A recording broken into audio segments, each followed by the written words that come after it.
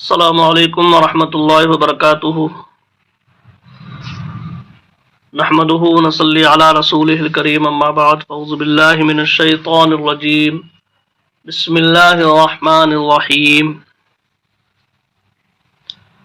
قال اللہ تبارک وتعالی وَإِذْ قَالَ رَبُّكَ لِلْمَلَائِكَةِ إِنِّي جَاعِلٌ فِي الْأَرْضِ خَلِيفَةً قالوا أتجعل فيها من يفسد فيها ويسفك الدماء ونحن نسبح بحمدك ونقدس لك قال إني أعلم ما لا تعلمون صدق الله العظيم۔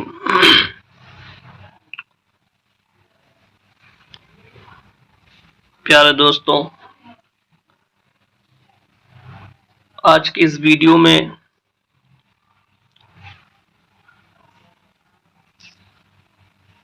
انسان اور اہلیت خلافت کے بارے میں آپ جان سکیں گے کہ منصب خلافت کیا ہے۔ جس آیت کریمہ کی میں نے تلاوت کیا ہے، اللہ تبارک و تعالی قرآن پاک میں ارشاد فرماتا ہے، اور یاد کرو جب تمہارے رب نے فرشتوں سے فرمایا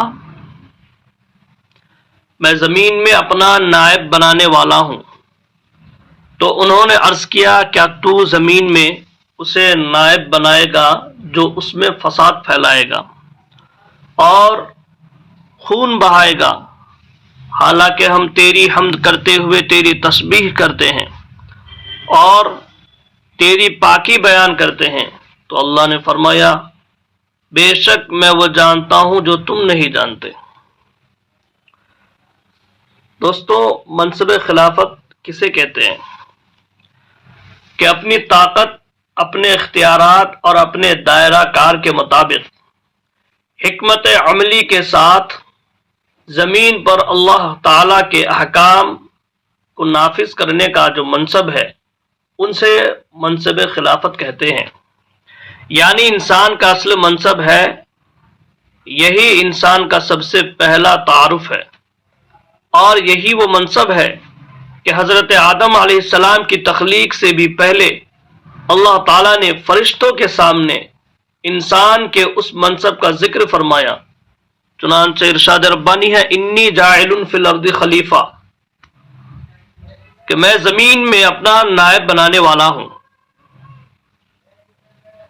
پھر ہم نے یہ بھی سنا تھا کہ انبیاء کرام علیہم السلام پیدائشی طور پر ہی اس منصب کے اہل ہوتے ہیں، مگر ہم جیسے جو عام انسان ہیں، ہمیں انبیاء کرام علیہم السلام سے فیض لے کر خود کو اس منصب کا اہل بنانا ہوتا ہے۔ اور اہل بنانے کے وہ کون سے طریقے ہیں، کون کون سی صفات ہے جو ہم اپنے اندر پیدا کر لیں تو ہم اپنے اس اصل منصب یعنی منصب خلافت کے اہل بن سکتے ہیں۔ اس تعلق سے آج ہم کچھ باتیں سیکھنے کی سعادت حاصل کریں گے۔ پیارے بھائیو، اس انسان کے دو مختلف پہلو ہیں۔ اللہ تبارک و تعالیٰ نے جب فرشتوں کے سامنے اس بات کا ذکر فرمایا کہ میں زمین میں خلیفہ یعنی اپنا نائب بنانے والا ہوں، پھر اس کے بعد کیا ہوا؟ قرآن پاک میں ہے قالوا اتجعل فیہا من یفسد فیہا ویسفک الدماء ونحن نسبح بحمدک ونقدس لک قال انی اعلم ما لا تعلمون۔ تو انہوں نے عرض کیا کہ تو زمین میں اسے نائب بنائے گا جو اس میں فساد پھیلائے گا اور خون بہائے گا، حالانکہ ہم تیری حمد کرتے ہوئے تیری تسبیح کرتے ہیں اور تیری پاکی بیان کرتے ہیں۔ تو فرمایا بے شک میں وہ جانتا ہوں جو تم نہیں جانتے۔ یہاں غور فرمائیے، فرشتوں نے اللہ تبارک و تعالیٰ سے حکمت پوچھی کہ آخر انسان کو خلیفہ بنانے میں حکمت کیا ہے۔ اس حکمت پوچھنے میں فرشتوں نے انسان کی کچھ باتوں کا ذکر کیا کہ انسان زمین میں فساد پھیلائے گا، خون بہائے گا، اور آج ہم دیکھتے ہیں کہ بالکل ایسا ہی ہے۔ فرشتے اپنی اس بات میں بالکل بھی غلط نہیں تھے، انسان فساد پھیلاتے ہیں،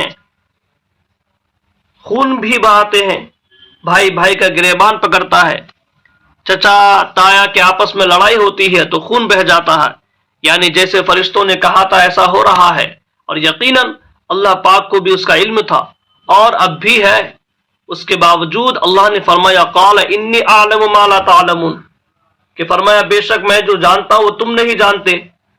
اس سے ہمیں یہ بات سیکھنے کو ملتی ہے کہ انسان کے دو مختلف پہلو ہیں۔ ایک تو وہ ہے کہ ایک پہلو وہ ہے جو فرشتوں کے پیش نظر تھا، اور اس پہلو کے اعتبار سے انسان منصب خلافت کا اہل نہیں ہے، جبکہ دوسرا ایک پہلو انسان کا وہ ہے جس کو فرشتے نہیں پہچان پائے تھے، اور یہ وہ پہلو ہے جس کے اعتبار سے انسان منصب خلافت کی اہلیت رکھتا ہے۔ اب ہماری ذمہ داری یہ ہے کہ ہمارا وہ پہلو جو ہمیں منصب خلافت کا اہل نہیں رہنے دیتا، ہم اپنے اس پہلو کو دبائیں، اور وہ پہلو جو ہمیں منصب خلافت کا حقدار بناتا ہے اس پہلو کو اپنی سیرت میں اجاگر کریں۔ اگر ہم یہ کام کریں گے تو ہم اپنے پہلے تعارف، اپنے اصل منصب اور اپنے وجود کے حقیقی مقصد کے اہل بھی بن جائیں گے اور اسے پورا بھی کر پائیں گے، ورنہ بظاہر دکھنے میں وہ بھی تو انسان ہیں جن کے متعلق اللہ نے فرمایا اولئک کالانعام بل هم اضل، یہ لوگ جانوروں کی طرح ہیں بلکہ ان سے بھی زیادہ بھٹکے ہوئے۔ اب سوال یہ ہے کہ ہم نے اپنے اس اصل منصب یعنی منصب خلافت کا حقدار بننے کے لیے کیا کرنا ہے؟ تو سنیے، کچھ زیادہ نہیں کرنا ہے، اپنے دل کی حفاظت کرنی ہے۔ اس کے لیے سب سے پہلا کام یہ ہے کہ ہم اپنے دل کی اصلاح کریں، کیونکہ ہمارا دل ہی ہمارا اصل طاقت ہے۔ ہمارے پورے وجود میں یہ دل ہی اصل چیز ہے جو ہمیں دوسری تمام مخلوقات سے مختلف بناتا ہے۔ ہمارا دل حقیقت میں عرش الہی کے جیسا ہے کہ عرش بھی وہ مقام ہے جہاں رب کریم کی تجلیات ہے، اسی طرح ہمارا دل بھی رب کریم کی تجلیات کا مقام ہے۔ حدیث شریف میں ہے ان اللہ لا ينظر الى اجسادکم ولا الى صورکم ولکن ينظر الى قلوبکم، یعنی بے شک اللہ پاک تمہارے جسموں اور صورتوں کو نہیں دیکھتا بلکہ اللہ پاک تمہارے دل کو دیکھتا ہے۔ ایک فارسی شعر کا مفہوم بتاتا ہوں، دل کو سنبھالو کہ یہ حج اکبر ہے، ہزار کعبوں سے دل بہتر ہے کہ کعبہ کی بنیاد حضرت ابراہیم علیہ السلام نے رکھی تھی، مگر دل وہ مقام ہے جہاں رب قدیر تجلی فرماتا ہے۔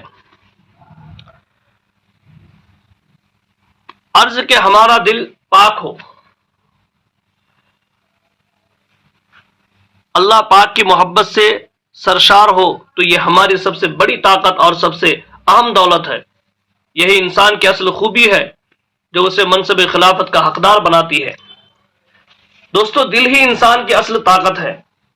روایت میں ہے جب رب کائنات نے اپنے دست قدرت سے حضرت آدم علیہ السلام کا جسد خاک یعنی مٹی کا جسم مبارک بنایا، ابھی اس میں روح نہ ڈالی تھی، ایک عرصہ تک یہ جسم مبارک یوں ہی رہا۔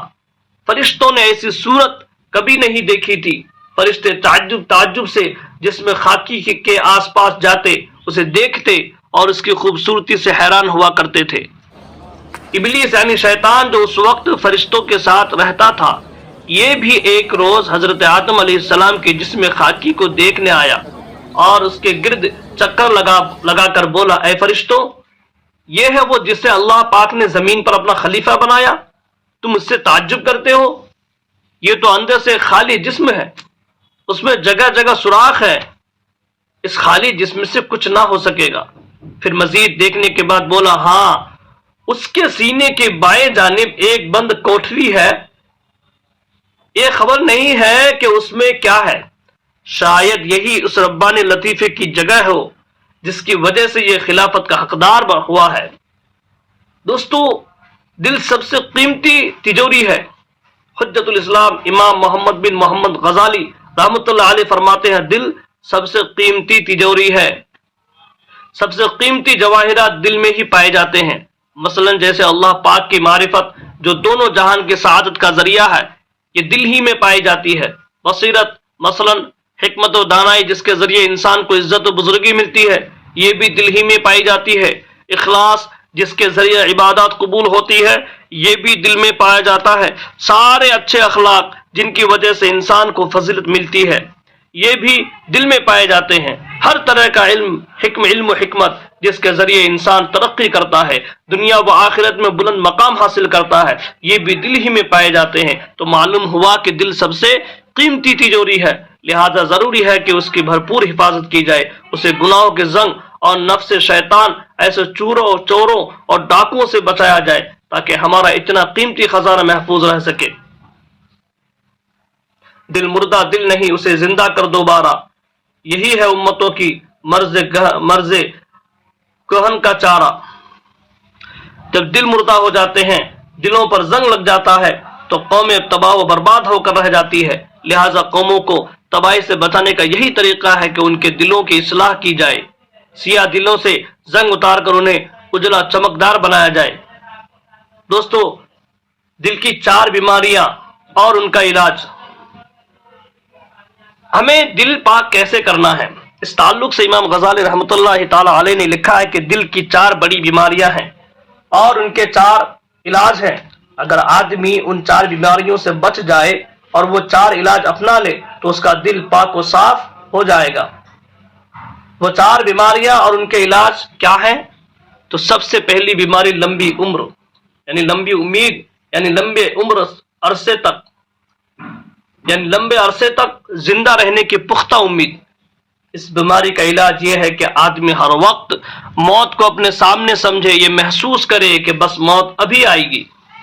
حضور سرور عالم نور مجسم صلی اللہ تعالی علیہ وسلم، جن کا لمحہ لمحہ رب کی یاد اور اس کی رضا والے کاموں میں گزرتا تھا، آپ صلی اللہ علیہ وسلم کو اپنے وقت رخصت سے متعلق یقیناً معلوم تھا۔ اس کے باوجود کیفیت مبارک یہ تھی کہ فرمایا، اللہ کی قسم، جب میں زمین پر قدم رکھتا ہوں تو گمان کرتا ہوں کہ قدم اٹھانے سے پہلے موت آ جائے گی۔ جب بھی لقمہ منہ میں ڈالتا ہوں تو گمان ہوتا ہے کہ اسے نگلنے سے پہلے موت آ جائے گی۔ اور دل کی دوسری بڑی بیماری جو ہے عجلت، یعنی جلد بازی، اور اس کا علاج یہ ہے کہ اناعت، یعنی ٹھہراؤ۔ لہٰذا ہمیں چاہیے کہ اپنی طبیعت میں ٹھہراؤ پیدا کریں، ہر کام سوچ سمجھ کر، تحمل کے ساتھ، غور و فکر کر کے، اس کام کا انجام سوچ کر احتیاط سے کرنے کی عادت بنائیں۔ انشاءاللہ دل روشن ہوگا۔ اور دل کی تیسری بڑی بیماری جو ہے کہ حسد، یعنی کسی کے پاس نعمت دیکھ کر اس سے جلنا اور اس سے وہ نعمت چھن جانے کی تمنا کرنا۔ اس بیماری کا علاج یہ ہے کہ آدمی اللہ پاک کی رضا اور اس کی تقسیم پر راضی رہے۔ جس کو جو ملا ہے اللہ پاک نے دیا ہے۔ اس نے ہاتھی کو طاقتور بنایا، چوٹی کو اتنا ہلکا سا بنایا کہ ایک پھونک بھی برداشت نہیں کر سکتی۔ یہ اللہ پاک کی تقسیم ہے، بندے کو چاہیے کہ اس پر راضی رہے۔ اور دل کی چوتھی بڑی بیماری جو ہے تکبر، یعنی دوسروں کو خود سے حقیر، کمتر، گھٹیا سمجھنا۔ اس کا علاج عاجزی ہے۔ ہمیں چاہیے کہ ہم عاجز بن کر جھک کر رہیں۔ مٹا دے اپنی ہستی کو گر مرتبہ چاہو، مٹا دے اپنی ہستی کو گر کچھ مرتبہ چاہو، کہ دانا خاک میں مل کر گلے گلزار بنتا ہے۔ پیارے اسلامی بھائیوں، منصب خلافت کا اہل بننے کے لیے دوسری جو ضروری چیز ہے وہ یہ ہے کہ ہم اپنے غصے اور خواہشات پر قابو رکھیں۔ فرشتوں نے جو اللہ پاک کی بارگاہ میں عرض کیا تھا، اتجعل فیہا من یفسد فیہا ویسفک الدماء ونحن نسبح بحمدک ونقدس لک، کیا تو زمین میں اسے نائب بنائے گا جو اس میں فساد پھیلائے گا اور خون بہائے گا، حالانکہ ہم تیری حمد کرتے ہوئے تیری تسبیح کرتے ہیں اور تیری پاکی بیان کرتے ہیں۔ اس کے متعلق علامہ بیضاوی رحمۃ اللہ علیہ فرماتے ہیں، گویا کہ فرشتے یہ جان گئے تھے کہ انسان میں غصہ اور خواہشات ہوگی، اور یہ دونوں چیزیں، غصہ بھی اور خواہشات بھی، وہ ہے جو فساد کا سبب بنتی ہے۔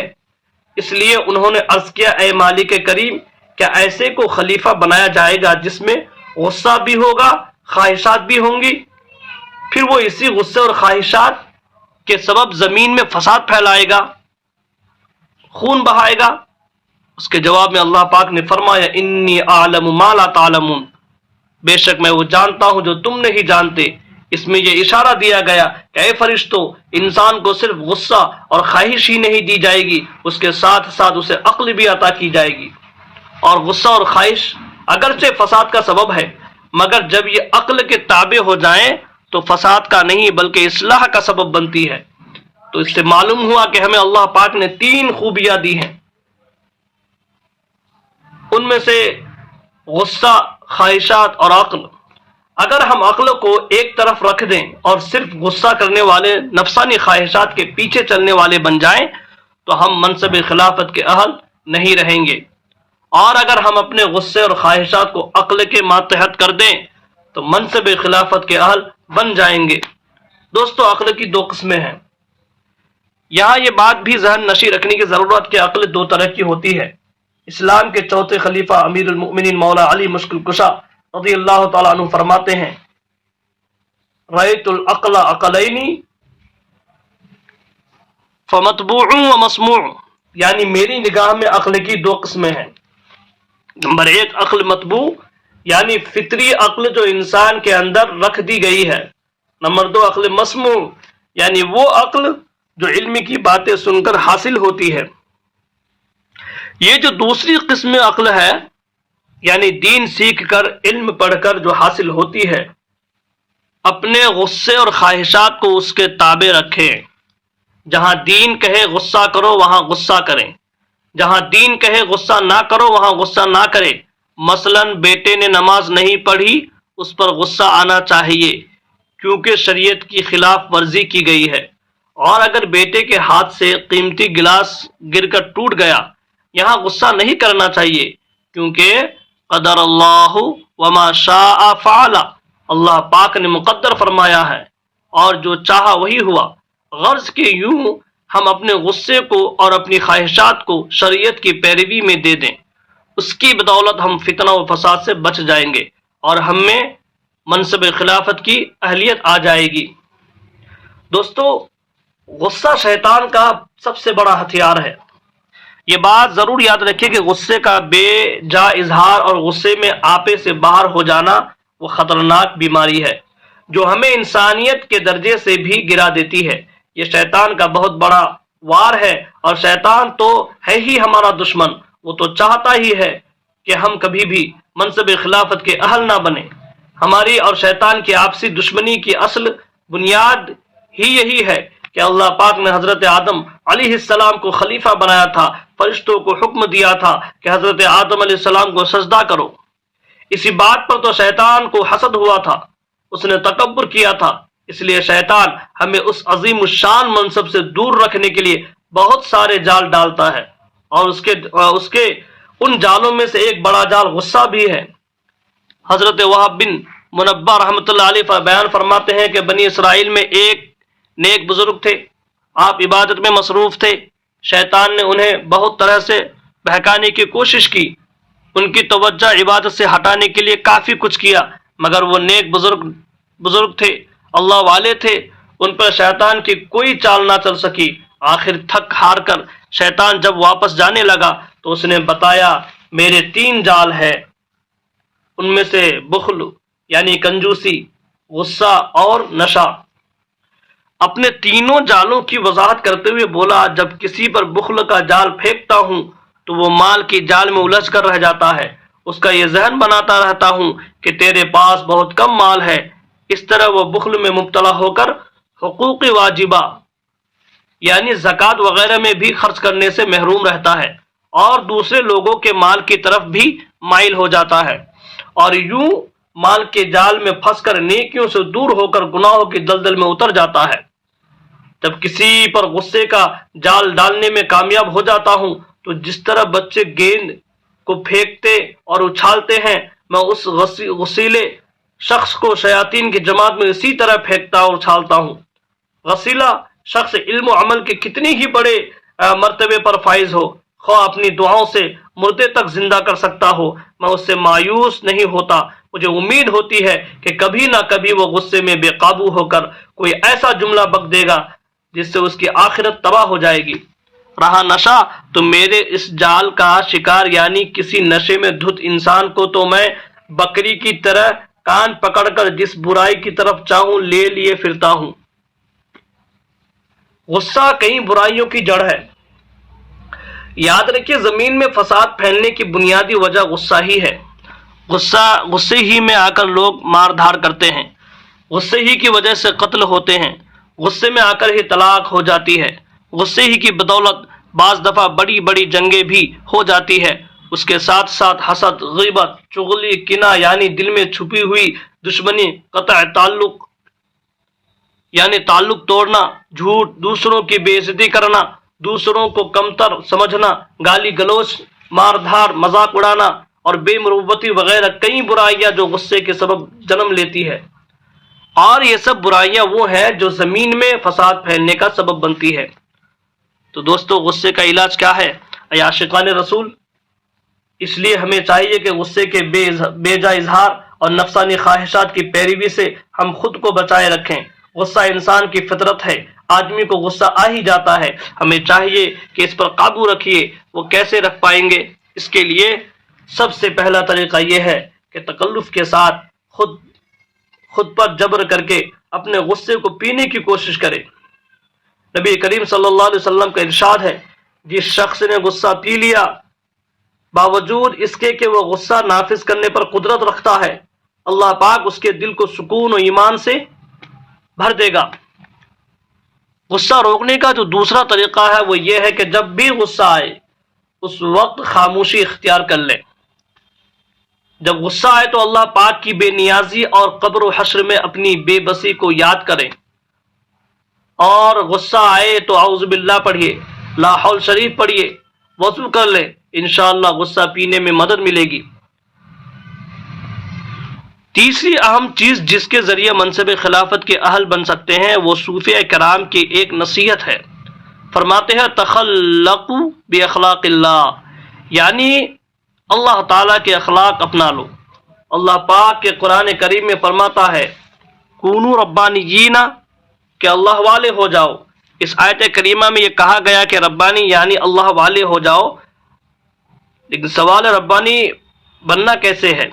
تو امام محمد بن محمد غزالی رحمۃ اللہ علیہ فرماتے ہیں جو بندہ اللہ پاک کے اسماء الحسنہ کا فیضان اپنی سیرت و کردار میں جاری کر لے وہ ربانی ہو جاتا ہے۔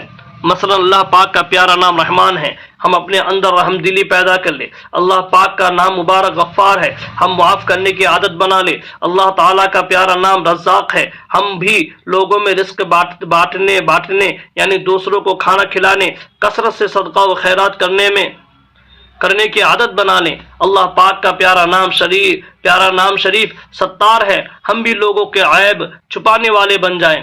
اللہ تعالیٰ کا نام بابرکت السلام ہے، ہم بھی سلامتیاں بانٹنے والے بن جائیں۔ غرض کہ ہم اللہ پاک کے بابرکت ناموں کو پڑھیں، انہیں سمجھیں اور علماء کرام کے بتائے ہوئے طریقوں کے مطابق ان ناموں کا فیضان اپنی سیرت و کردار میں جاری کرنے کی کوشش کریں۔ اس کی برکت سے بھی انشاءاللہ تعالی ہم منصب خلافت کے اہل بن سکتے ہیں۔ فقر اختیار کرنا، چوتھی اور آخری چیز جو ہم اپنا کر منصب خلافت کا اہل بن سکتے ہیں وہ کیا ہے؟ فقر۔ شیخ ابن عربی رحمۃ اللہ علیہ بہت بڑے اللہ کے ولی ہیں، آپ نے اس آیت کریمہ آیت خلافت جس میں حضرت آدم علیہ السلام کی خلافت کا بیان ہے، اس آیت کی تفسیر پوری کتاب لکھی ہے۔ اس میں آپ نے ان باتوں کو بیان کیا ہے جنہیں اپنا کر انسان منصب خلافت کا حقدار بنتا ہے۔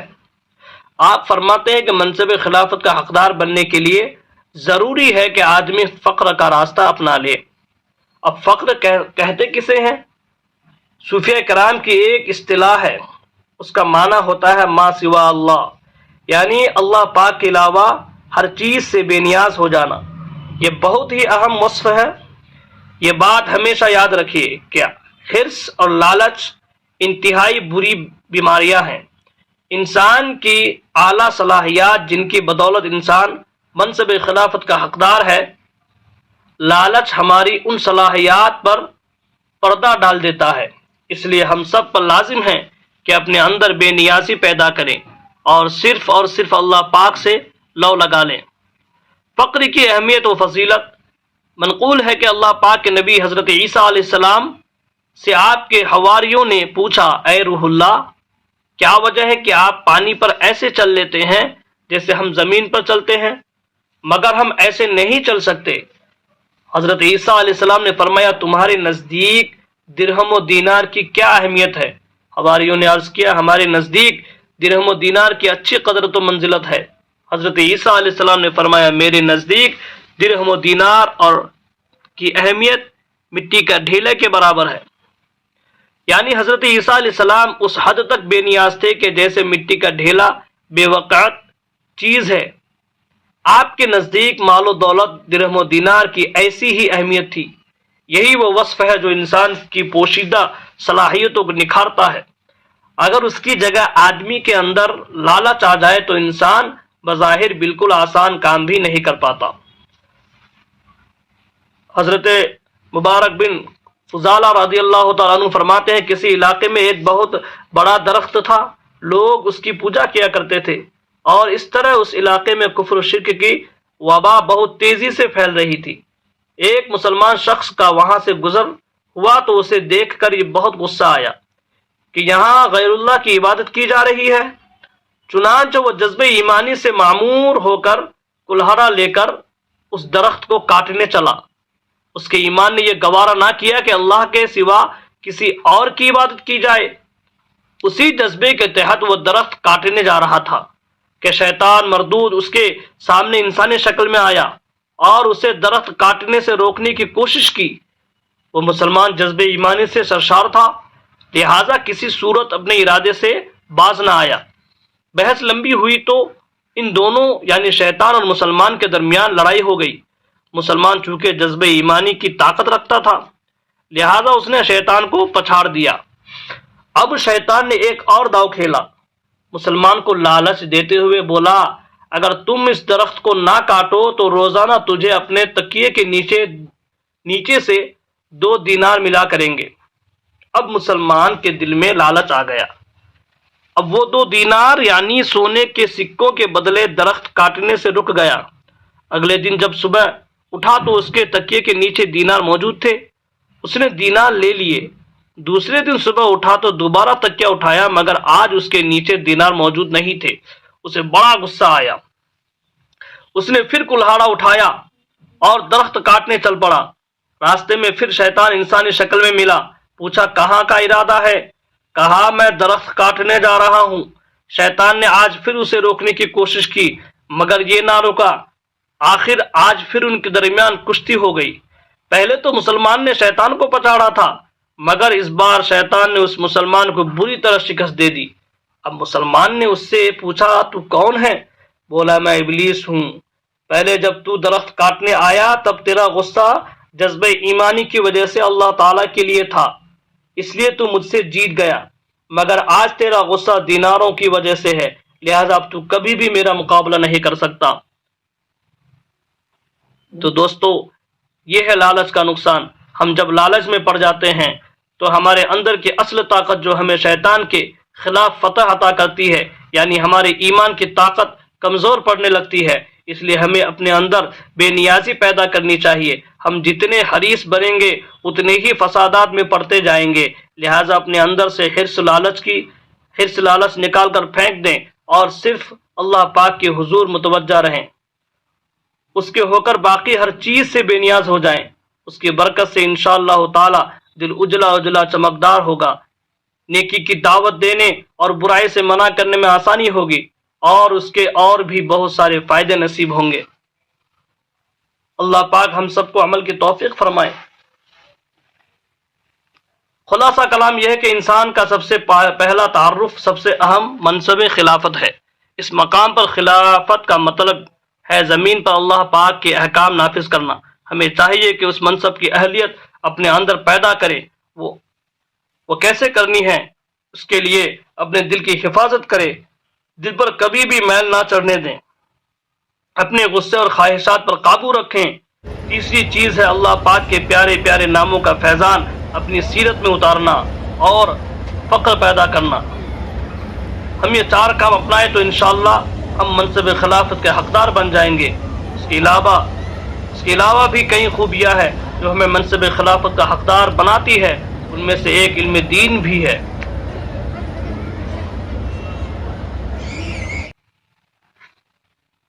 اللہ تعالی ہم سب کو عمل کرنے کی توفیق اور رفیق عطا فرمائے۔